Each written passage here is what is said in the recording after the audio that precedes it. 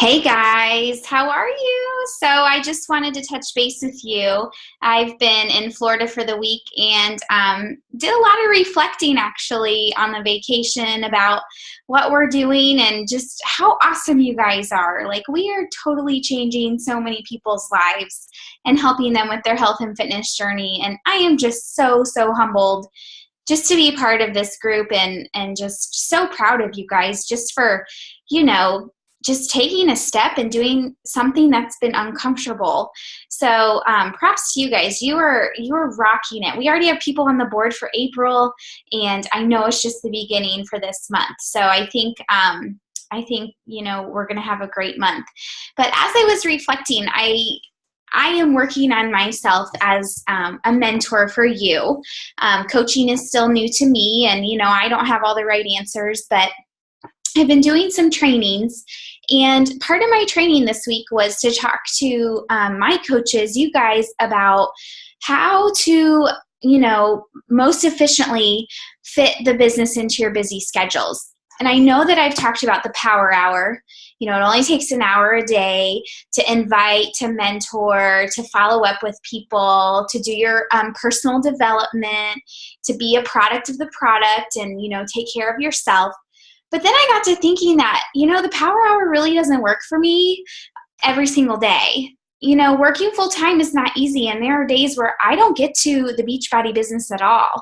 And I want to share that with you because, I want to be real, and I want you to know that I'm doing this right along with you.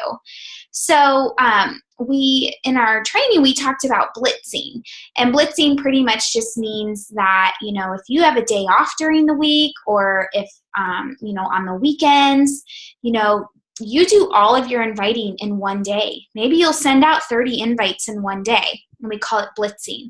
And that is totally okay. And it was just kind of an aha moment for me that, it is sometimes easier for me to spend 2 hours on the weekend working on the business all at once rather than an hour a day and inviting just a mass number of people to a challenge group or to a free group. So I just want to I just wanted to say, I think I'm going to start doing that because it makes sense to me to just do a mass invite. Or I also thought about the daily fours, like maybe one day you're mentoring your challengers, and then maybe the next day is all about inviting. And then the day after that is about doing more of your personal development all in one day rather than a little bit each day. So, whatever works for you guys. So if the blitzing thing seems to make sense for you, I think it's going to make sense for me in the next coming months because school is crazy at the end of the year. There still are some daily have-tos, and that would be checking in with the challenge group and commenting on people's posts. You have to do that daily. Those challengers picked us to coach them through this, and we need to be there for them daily. And then the second one would be to follow up with people. If someone sends you a message or they write you back from an invite, you can't wait a week to write them back. We have to follow up with them quickly during the week. So those would be kind of your have-tos if you did choose to do blitzing during the week. And do a mass invite, is you still would have to stay consistent with the challenge group and following up with people. So I just kind of wanted to let you know that I'm going to try that in the next couple of months with school being so crazy, and there's just so many events going on at school for the end of the school year. And then I also wanted to talk to you about failing in the business. So many people in this business fail and they quit. But if you really look at all of the coaches in this business, we have failed. I don't know how many times that I personally have failed. Top coaches have failed over and over and over. And if the people that have had quit because they failed, if they would have just kept going, great things would have happened. Failure is part of the business, and it's something we have to get used to, whether someone says no to a challenge group or whether, you just don't feel like you're getting Success Club points or you have a slow start or no one's interested. That's part of it. But what are you going to do? Are you going to quit and say, this isn't for me? Or do you have that fire in your belly wanting to help people with their health and fitness journey? You have to decide, are you going to let those failures be like, I can't do this. No one wants it. No one wants to be a part of this. Or are you going to be that person that is just going to be like, oh, well, that's all right. I'm going to keep pushing forward because there are people out there that I can help. So you have to kind of look at it that way. And it took me a while to understand that, but that's just a whole mind shift, and mind shifts take some time to get ingrained in our head.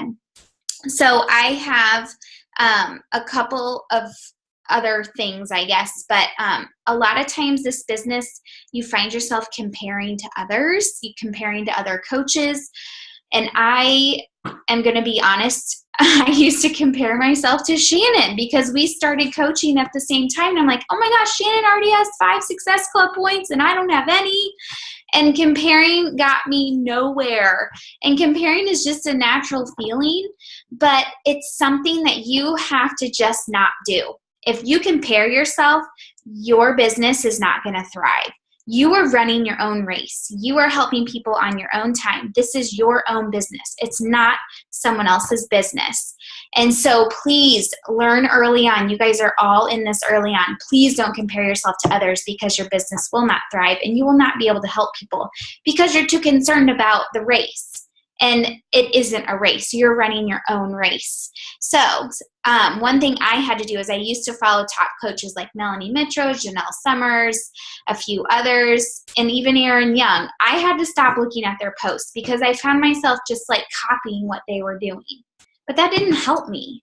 It didn't help me at all. I'm not going to be the #1 coach like Melanie Mitro in the business right now. Who knows if it'll ever happen? I don't really care about that. But I had to run my own race. I had to run my own business, and I had to do what is right for me and my challengers and my prospective challengers. So yes, I think it's good to look at top coaches to get ideas and to learn from them. But I had to stop following top coaches because I was comparing myself. I'm like, why are they getting like hundreds and thousands of likes on their page and I'm getting 2? So